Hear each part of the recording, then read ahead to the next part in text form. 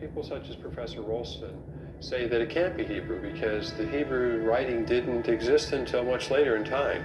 That's true. He calls this language Northwest Semitic. These inscriptions are Northwest Semitic. But I say it's a matter of history, not a matter of language. You can interpret them as Hebrew only if you have the history to back it up. Because we have a script that looks similar to Hebrew, yet has some uncertainties with the interpretations, the final step becomes the key to determining which Semitic group invented it. Does the history of the early alphabet match the history of the Israelites?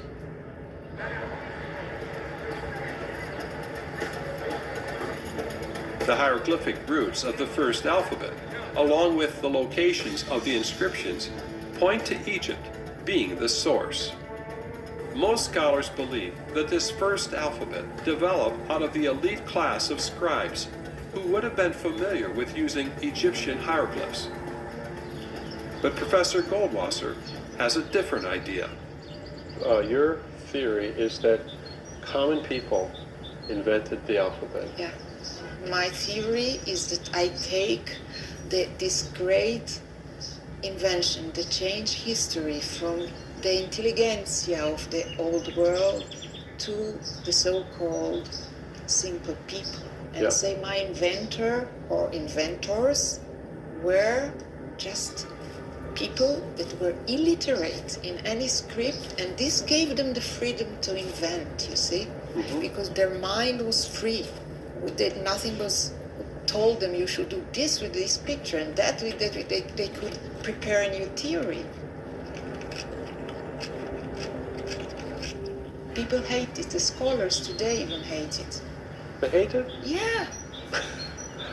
How They dare still they? write against me. It's impossible that simple people invented this very complex, phonetical, and you know, it's common sense. It's fantastic common sense. Everyone agrees that whether they were elite or from the common class, whoever invented this Semitic alphabet had to have been a genius. But who would have had the motive to write their Semitic language in this unique script? The book of Genesis tells us that the first descendant of Abraham to arrive in Egypt was his great-grandson, Joseph, the son of Jacob. Joseph's brothers had sold him as a slave to a caravan of traders who brought him down to Egypt. With God's help, Joseph was able to save Egypt by warning of a coming calamity. 7 years of plenty would be followed by 7 years of terrible famine. Pharaoh is so impressed that he puts Joseph in charge of preparing for the famine and makes him second in command over the entire country. Since God has shown you all this, there is none so discerning and wise as you are. So Joseph was an administrator over all of Egypt, a position that would have required him to read and write hieroglyphics. Could your distant relatives, the Israelites, or let's say Joseph, could they have been involved with any of this writing? I can write another story Okay. about somebody called Benny. Benny, who was also in Egypt, Yeah. and he was also very clever, Mhm. and he saw the hieroglyphs, and he might have invented the alphabet. So this is endless, you see.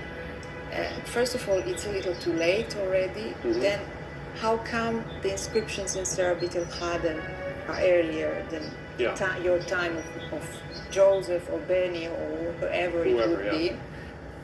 Professor Goldwasser is assuming that these inscriptions are earlier than the time of Joseph because she holds to the standard view of the Ramesses Exodus.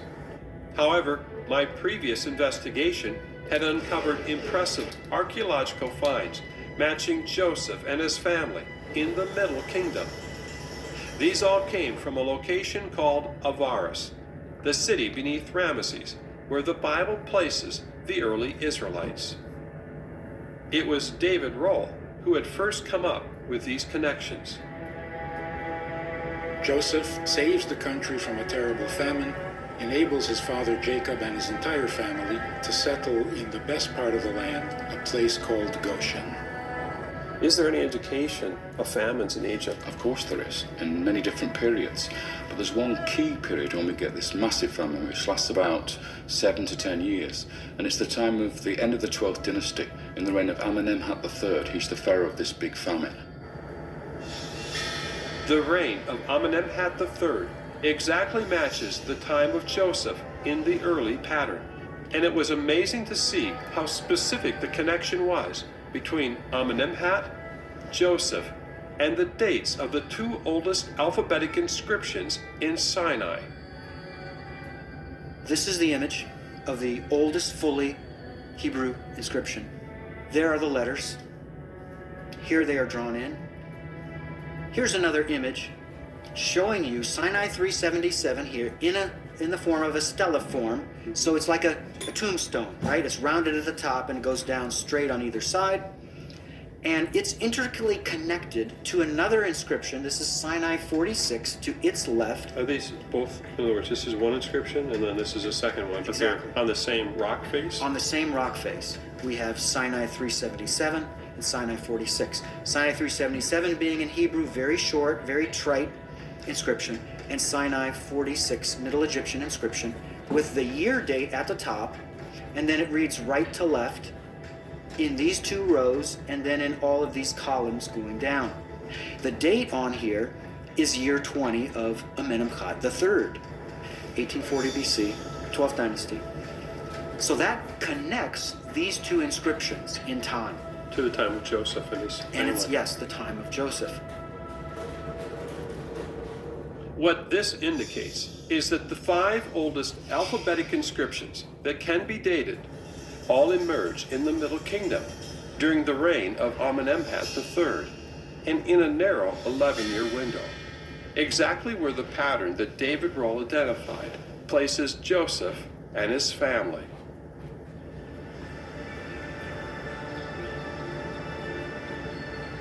Who do you think actually was the inspiration for this alphabet?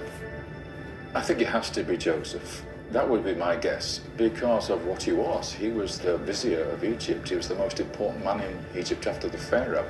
He was educated. He worked in the palace. He was running the country virtually. So what better person to invent the Hebrew alphabet than the person who was familiar with the hieroglyphs, who knew the Semitic people, who was administering the land?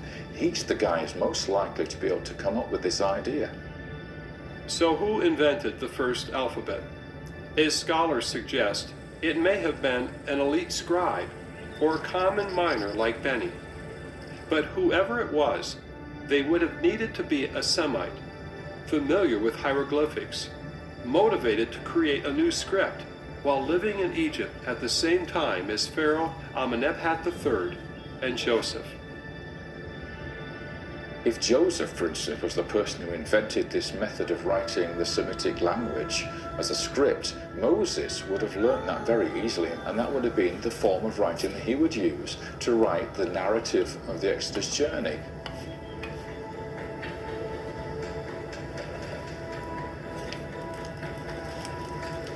So if Moses' background is both Prince of Egypt and an Israelite, he would have most likely known about the Proto-Sinaitic script that the Petries later discovered. But there's another piece of information that both Rohl and Petrovich see, connecting the history of the Proto-Sinaitic script and the history of the Israelites. They note that these types of inscriptions end in Egypt around the time of the Exodus and are never seen there again. However, inscriptions in the Proto-Sinaitic style do show up afterwards in Canaan. That is why one of the names of the script is Proto-Canaanite. This just happens to match the Bible's account of the Israelites, who grew into a nation in Egypt and later moved to Canaan, conquering the Promised Land. Supporting the idea that the mystery script is actually Hebrew and not Phoenician is the fact that when the inscriptions first show up in the area of Canaan, they are actually found in Israel for several hundred years, before showing up in Phoenicia.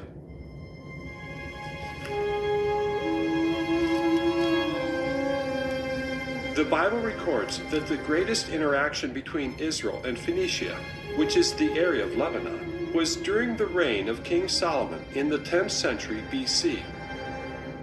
Solomon was given the responsibility of building Israel's first temple in Jerusalem.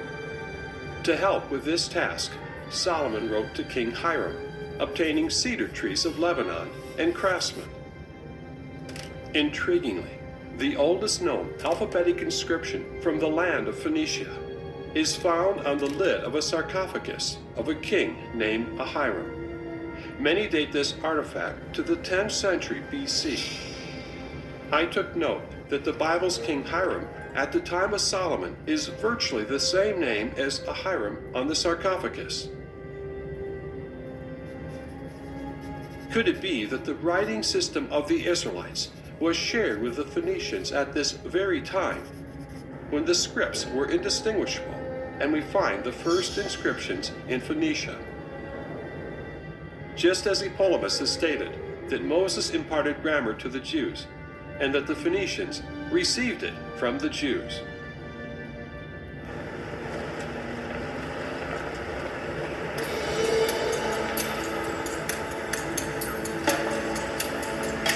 When looking at the final step for whether these inscriptions could be Hebrew, the history of this script does match the history of the Israelites, but only if you use the earlier Exodus date. The inventor of the script was a Semitic genius who was familiar with Egyptian hieroglyphs, matching the Bible's account of Joseph's rise to power in Egypt. The script first shows up in a very narrow window of time during the reign of Amenemhat III, exactly where the early pattern puts Joseph and his family. The script migrates to Canaan, matching the Israelites' journey to the Promised Land. The first inscriptions are found in ancient Israel, not Phoenicia. And curiously, the first inscriptions to show up in Phoenicia are found on the sarcophagus of a king called Ahiram at the time of Solomon. If one considers that the Bible might actually be giving a true account, can there be any better candidates for the ones responsible for this script than the early Israelites? They would have had the motive and ability to develop it in time to write the first books of the Bible.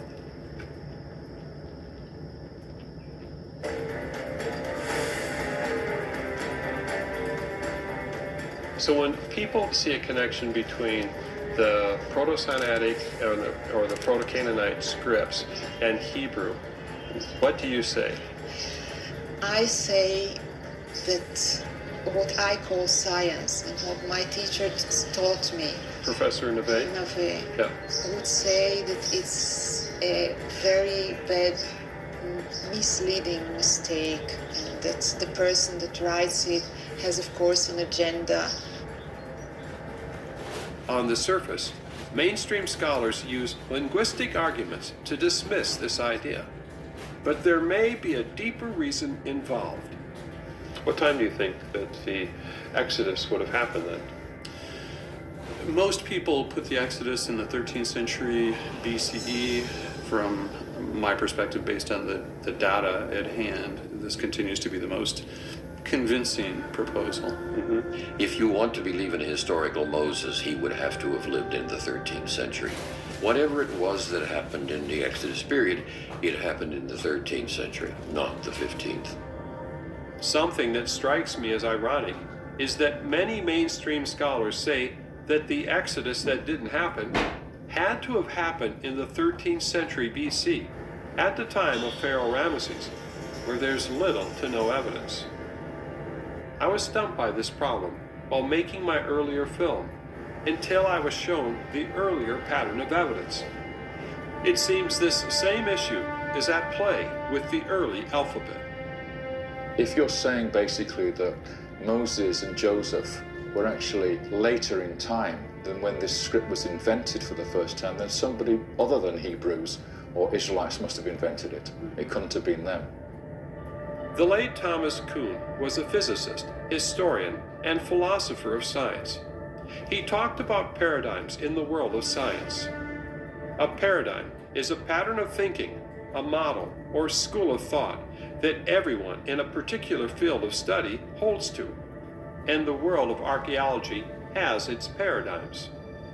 A paradigm is based on a set of presuppositions, things that are assumed to be true, and we all have them. In the case of mainstream scholarship, their paradigm for the early books of the Bible not being purely historical seems to be largely based on the key presupposition that an exodus happened at the time of Ramesses. It puts the Israelites too late in time to be connected with the invention of the Proto-Sinaitic script, which results in the conclusion that the Bible is an untrustworthy oral tradition.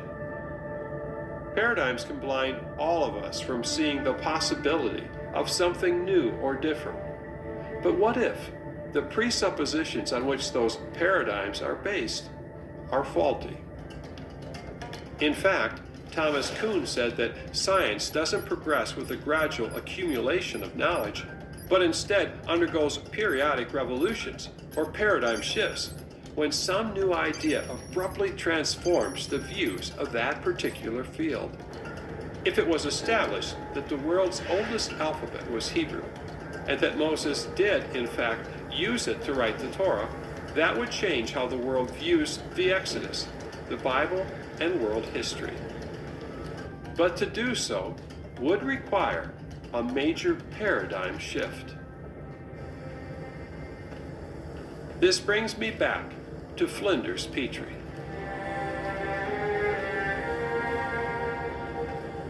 Petrie is often known as the father of archaeology.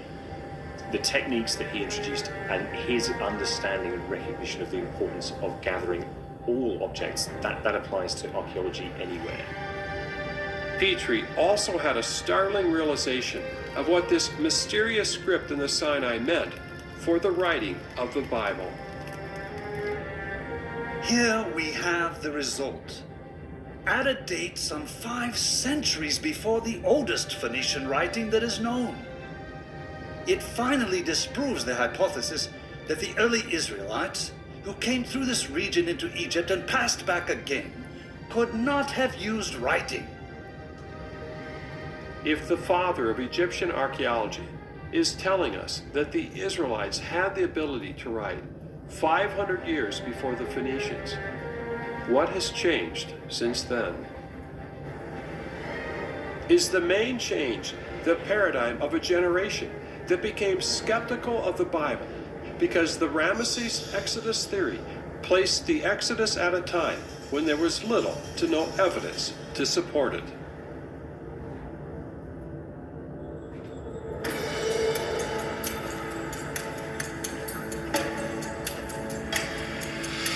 I have now found evidence for all the steps of the original pattern.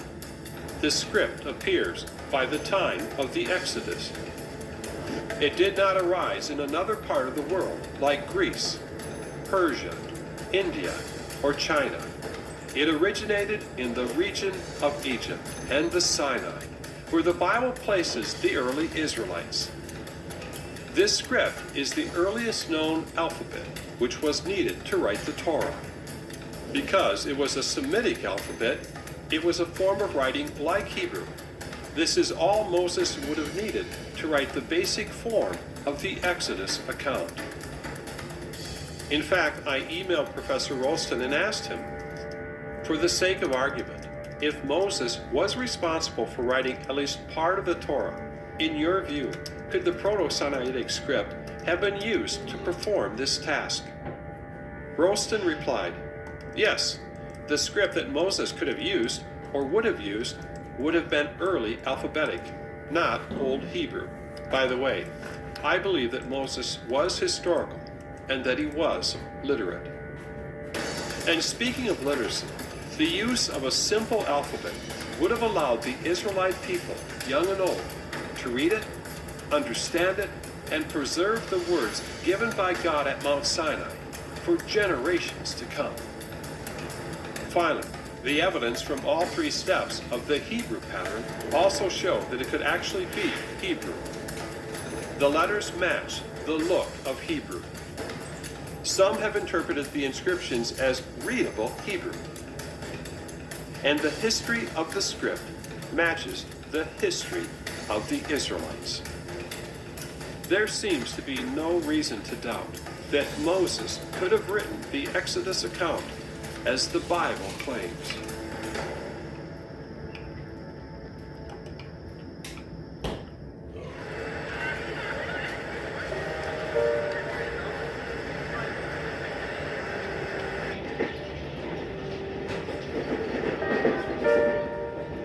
Egyptologist Alan Gardner, the man who determined these inscriptions were the oldest known alphabet, came to an insightful observation about its origin.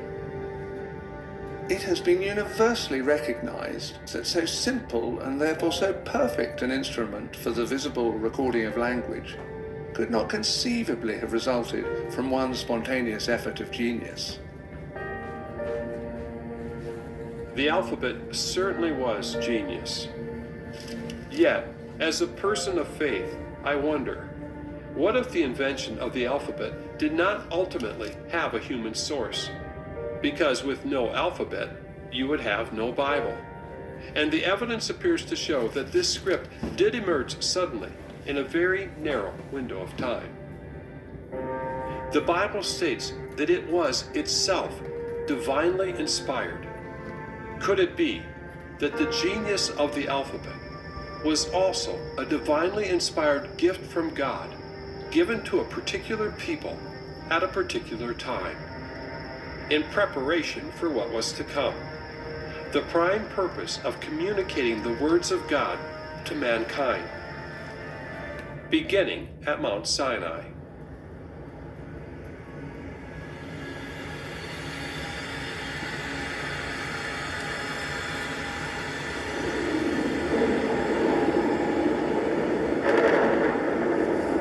There Israel encamped before the mountain, while Moses went up to God. The Lord called to him out of the mountain, saying,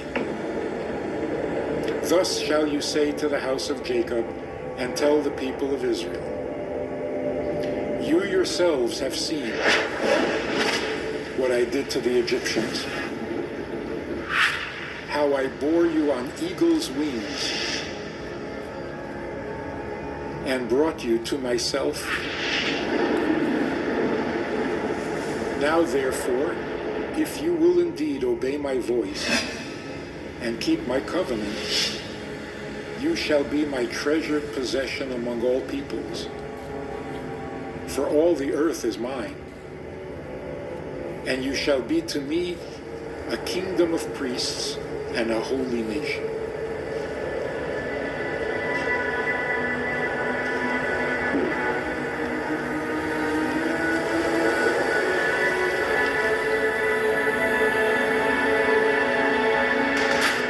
God spoke all these words, saying, I am the Lord, I am your God, who brought you out of the land of Egypt, out of the house of slavery.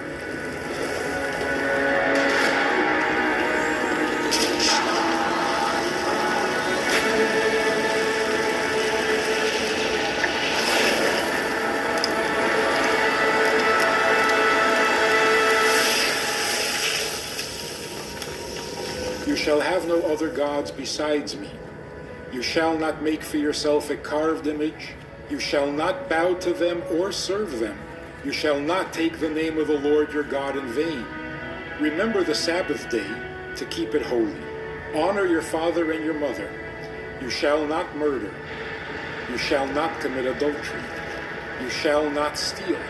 You shall not bear false witness against your neighbor. You shall not covet anything that is your neighbor's. And he gave to Moses the 2 tablets of the testimony, written with the finger of God.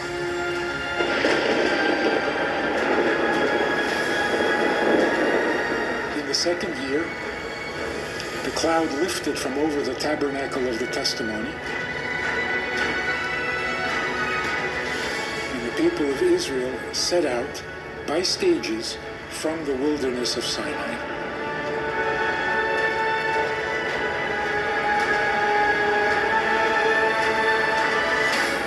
The law was given to instruct them how they were to live. When the people repeatedly rebelled, it took 40 years before they could enter the land that had been promised to Abraham hundreds of years earlier. And during this time, Moses had written down all the instructions from God, as well as the history of his people, beginning with the creation of the world. When Moses had finished writing the words of this law in a scroll to its very end, Moses commanded the Levites, who carried the Ark of the Covenant of the Lord, he said, "Take this book of the law and put it by the side of the Ark of the Covenant of the Lord your God."